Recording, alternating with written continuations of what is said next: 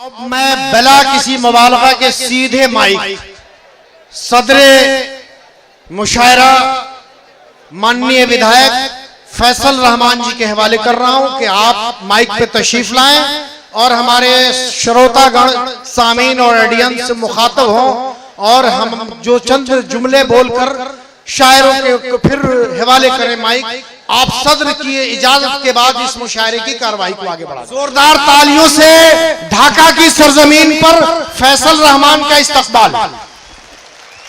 आज के इस मुशायरा कवि सम्मेलन के उद्घाटनकर्ता बिहार सरकार के माननीय मंत्री आदरणीय श्रवण कुमार जी और इस मुशायरा के मुख्य अतिथि बड़े भाई शिवहर के माननीय विधायक जनाब सरफुद्दीन साहब, नरकटिया के विधायक जनाब डॉक्टर शफीम साहब और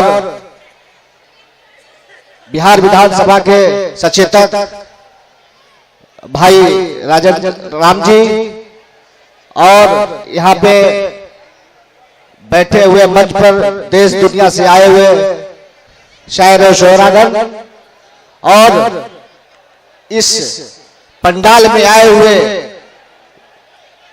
पूर्वी चंपारण, बेतिया, शिवहर, सीतामढ़ी, बिहार के कई जिलों से आए हुए मेरे तमाम नौजवान साथियों, माताओं, बहनों, मैं सभी लोगों का आज इस मुशायरा के मन से आप लोगों का खैर मकदम करता हूं, अभिनंदन करता हूं। ये मुशायरा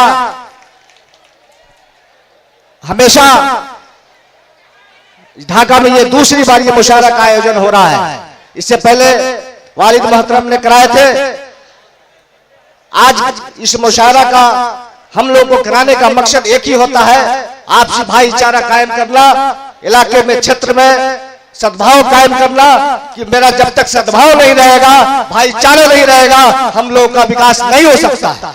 इसलिए और आप लोग, ये पंडाल छोटा पड़ गया है और आप लोगों से गुजारिश करेंगे कि कृपया शोरगुल ना करें। अब मुशायरा शुरू होने जा रहा है, अगर शोर करिएगा तो फिर दोबारा हम लोग का हिम्मत नहीं करेगा कराने का। अगर आप लोग बढ़िया से दाद दीजिए हमारे मेहमानों का, तो हमेशा हर साल इस सरजमी पे हम लोग मुशायरा कराने का काम करेंगे।